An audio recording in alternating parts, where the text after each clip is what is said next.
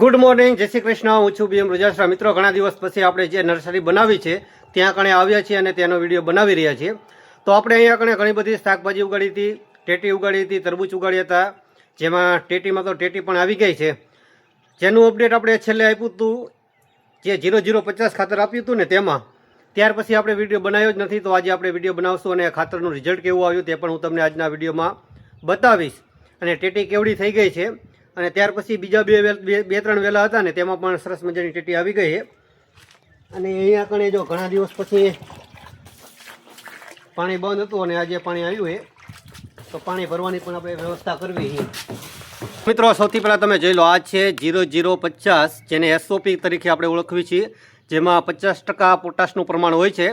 અને આ ખાતર આપવાથી શું ફાયદા થાય છે તેના વિશે મેં આગળનો વિડીયો જ્યારે બનાવ્યો હતો ને ત્યારે માહિતી આપી હતી. પણ તેનું રિઝલ્ટ શું આવ્યું ને તે હું તમને આજના વિડીયોમાં બતાવું. જોઈ લો, આ છે આપણા ટેટીનો વેલો. અને બે વેલા છે, એક અહીંયા છે, એક ત્યાં છે. અને આ છે તરબૂચનો વેલો. આ રહ્યો નહીં, તરબૂચનો વેલો છે. અને સામે પણ ટેટીના બે વેલા છે. તો સૌથી પહેલાં તો આ ટેટી આવી હતી. અને એનું તમે ફળ જોઈ લો. અત્યારે SOP આપીને એટલે ફળને ખાસ જરૂર હોય. ફળ મીઠું બનાવવા માટે, ફળ મોટું બનાવવા માટે, ફળ આકર્ષક બનાવવા માટે, અને ફળ વેલા સાથે લાંબો ટાઈમ રહી શકે, ખરાબ ન થઈ જાય, તેના માટે SOP આપવાનું હોય. અને આપણે આપ્યું હતું. SOP આપવાથી જો વેલાનો હોય ને, વેલાનો વિકાસ એકદમ અટકી જાય છે.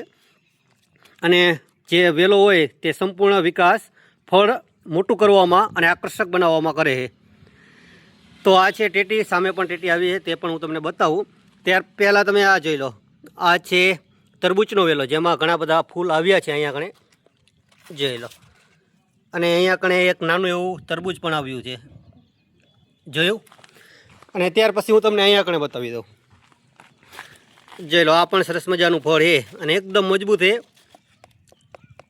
જોઈ લો, સરસ મજાનું. ત્યાર પછી એક અહીંયા કણે પણ આવ્યું છે. અને ઇન્સ્ટાગ્રામ ઉપર રીલ્સ પણ બનાવી છે. અને આ છે આપણો આંબો. વરસાદ આવી રહ્યો નથી, ખાલી એટલો પ્રોબ્લેમ છે. ત્યાર પછી હું તમને અહીંયા કણે બતાવું. અને આ વેલો જોઈ લો, લેન્થ કેવડી થઈ ગઈ, ઘણો બધો મોટો થઈ ગયો છે. એક તો મને અહીંયા કણે જોવા મળ્યું. જોઈ લો, ટેટી, એક સરસ મજાની ટેટી અહીંયા કણે છે. ત્યાર પછી એક ટેટી અહીંયા કણે છે. બીજા પણ થોડા અહીંયા કણે ફૂલ આવ્યા છે. બે વેલા છે, જેમાં આપણે SOP આપ્યું ને એટલે ઘણા બધા ફૂલ ને એવું બધું ખરી ગયું છે. જોઈ લો, સરસ મજાનો એકદમ હેલ્ધી પ્લાન્ટ છે અને 100% ઓર્ગેનિક છે. ખાલી આપણે 0050 ખાતર આપ્યું ને એ જ. ત્યાર પછી આપણે આપણી નર્સરીમાં જે પણ ઉગાડ્યું છે ને તે પણ હું તમને એક વખત ફટાફટ બતાવી દઉં. જોઈ લો, ઘણા દિવસથી આપણે પાણી આપ્યું નથી. પાણી અમારે આવતું નહોતું, એટલા માટે. તો આજે ભરપૂર પાણી પણ આપી દઈશું. અને આ છે ગુલાબ, જે બરી ગયા છે. વેચાતા લાવ્યા હતા અમે, છતાં બરી ગયા છે. અને આ છે પાલક. આ તલ વીઘા છે અને બાકી અહીંયા આપણે કંઈ નથી થયું, અહીંયા નથી થયું. આ છે ધાણા, સરસ મજાના ઉગી ગયા છે. આ છે ભીંડો, સામે છે ગુવાર. આ છે પાલક, એકદમ હેલ્ધી પ્લાન્ટ. અને આ છે દૂધી. આ દૂધીમાં જોઈ લો, કીડી આવી ગઈ છે. તો એમાં આપણે શું દેશી છંટકાવ કરવી તો કીડીયું જાય. જે કોઈને ખબર હોય તે અમને કોમેન્ટ કરજો. ત્યાર પછી આ છે રીંગણ, તે પણ સરસ મજાના છે. આ છે દૂધી. આ છે ચોળી. ચોળી જોઈ લો, ખૂબ હેલ્ધી થઈ ગઈ છે. આ પણ ચોળી છે. ત્યાર પછી આ ચોળી છે, આ ચોળી છે. આ એલોવેરા પ્લાન્ટ છે. અને સામે રીંગણ છે.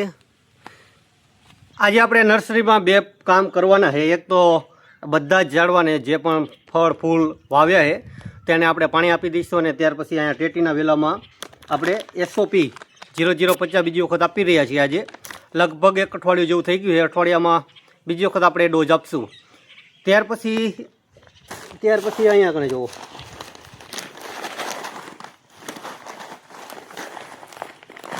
આ છે મકાઈનું બિયારણ. તો મકાઈ વાવવા માટે બે જગ્યા છે આપણી પાસે. એક તો ખેતર, જ્યાં પણ વાવી શકવી. અને ત્યાર પછી એક જગ્યા અહીંયા કણે છે. જોઈ લો મારી પાછળ. જોઈ લો, અહીંયા કણે કડબ હતી ને તે બધી હટાવી લીધી છે.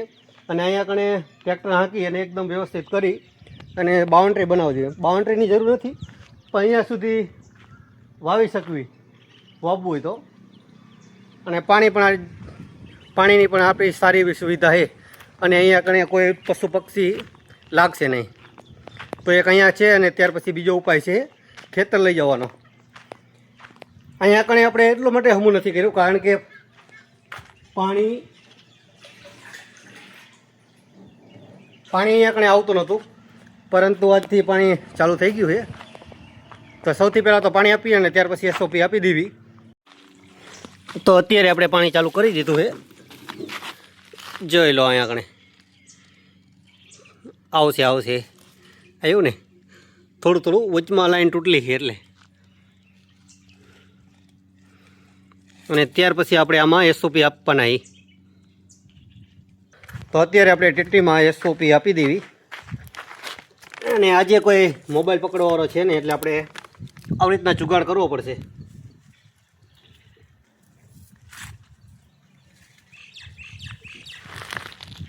જોઈ લો, આવી રીતના આપણે આપી રહ્યા છીએ.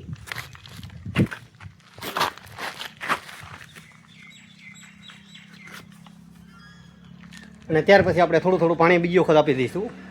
એક અહીંયા કને ટીટીનો વેલો છે, ત્યાં પણ આપણે આપી દેવી.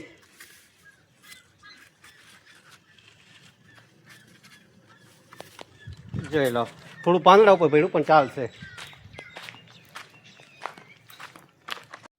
તો મિત્રો અત્યારે આપણે જે SOP એટલે કે ખાતર આપવાનું હતું તે પણ આપી દીધું છે ટેટીમાં. અને ત્યાર પછી આપણે આ બધા જે શાકભાજી વાવ્યા છે તેમાં પાણી આપવાનું હતું, તે પાણી પણ આપણે આપી દીધું છે. અને સરસ. તો મિત્રો અત્યારે આપણે સારી એવી કંપનીનું મકાઈનું બિયારણ લાવ્યા છીએ, જે 1 કિલો છે, જે આપણે એમ જ એટલે કે ઢોરાને ખવડાવવા માટે આપણે વાવવાની છે. તો આપણી પાસે જોઈ લો, મારી પાછળ આ જગ્યા છે જ્યાં કણે પહેલાં કડબ હતી, તો એ પણ અત્યારે લઈ લીધી છે. તો એ જગ્યા પણ ખાલી છે. અને ત્યાર પછી આપણી પાસે બીજો ઓપ્શન છે ખેતરે. તો ખેતરે પણ વાવી શકીએ છીએ.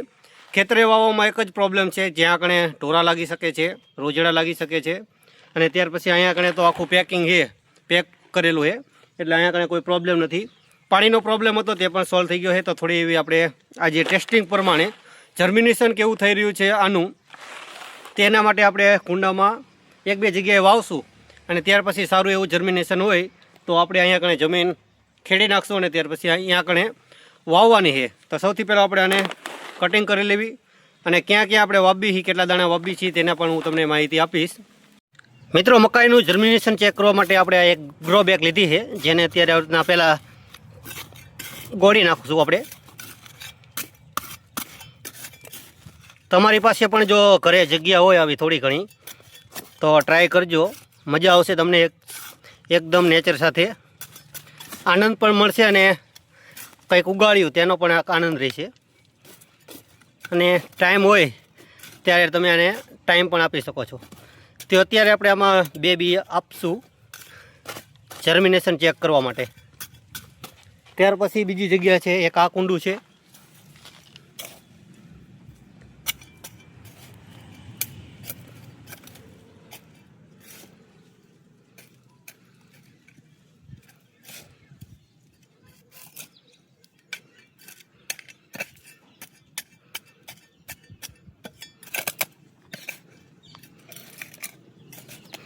તો આ કુંડામાં અત્યારે આપણે 2 દાણા નાખીશું.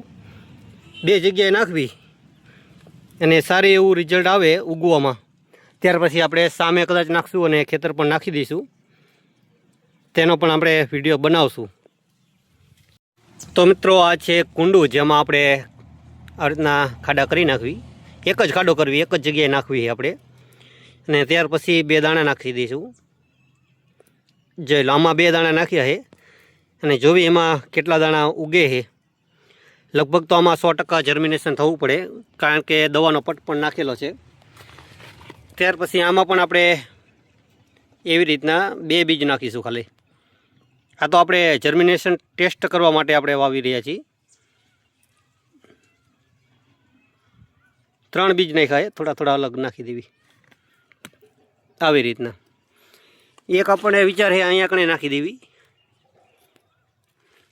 એમાં રિપેરિંગ કરવું પડશે થોડું.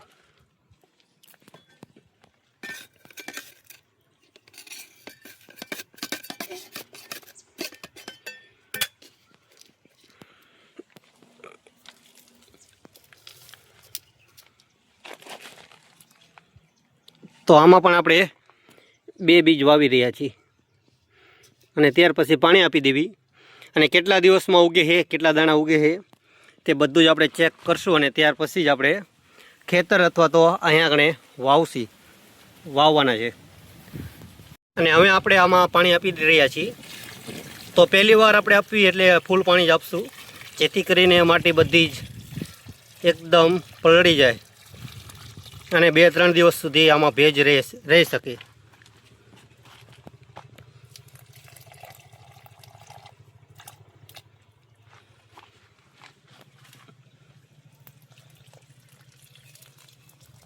અને તમને અમારો આ વિડીયો પસંદ આવે તો વિડીયોને લાઇક ને શેર જરૂર કરી દેજો. જઈ લો, અહીંયા કણે પણ પાણી આપણે આપી દીધું છે. તો મિત્રો, આ તો આજનો વિડીયો ઘણો બધો લાંબો થઈ ગયો છે, છતાં પણ તમે અત્યારે લગીને જોઈ રહ્યા છો એટલે તમારો સૌથી પહેલાં તો ખૂબ ખૂબ આભાર. ઘણા દિવસ પછી આપણે અહીંયા આગળ નર્સરીમાં આવ્યા હતા એટલે કામ પણ વધુ હતું અને આ મકાઈનું એક હતું એટલે થોડું કામ વધી ગયું. તો અમે અલગ અલગ કંપનીના બિયારણ પણ રિવ્યૂ કરતા હોઈએ છીએ, દવા પણ રિવ્યૂ કરવી છીએ. તો જે પણ કંપની જે ખેડૂતો સુધી ડાયરેક્ટ પહોંચવા માગતી હોય, પોતાનું પહેલાં તો મજબૂત કન્ટેન્ટ હોવું જોઈએ. મજબૂત એટલે બિયારણ સારું હોવું જોઈએ, દવા હોય તો દવાનું રિઝલ્ટ સારું હોવું જોઈએ. જો કોઈ પ્રમોટ કરવા માંગતા હોય અમારા થ્રુ સીધા ખેડૂત સુધી પહોંચવા માટે તો તમે BM રજાસરા એટલે કે મને કોન્ટેક કરી શકો છો. અમારું ઈમેલ આઈડી પણ ડિસ્ક્રિપ્શનમાં આપેલું છે. મોબાઈલ નંબર પણ તમને ઇન્સ્ટાગ્રામ આઈડી ઉપર મળી જશે. તો વિડીયો જોવાવાળા માટે વિડીયોને લાઇક કરજો, શેર કરજો અને વિડીયો પૂરો જોવા બદલ ખૂબ ખૂબ આભાર. Thank you. આવતીકાલે આપણે બીજી વાર મળીશું એક નવા વિડીયોમાં.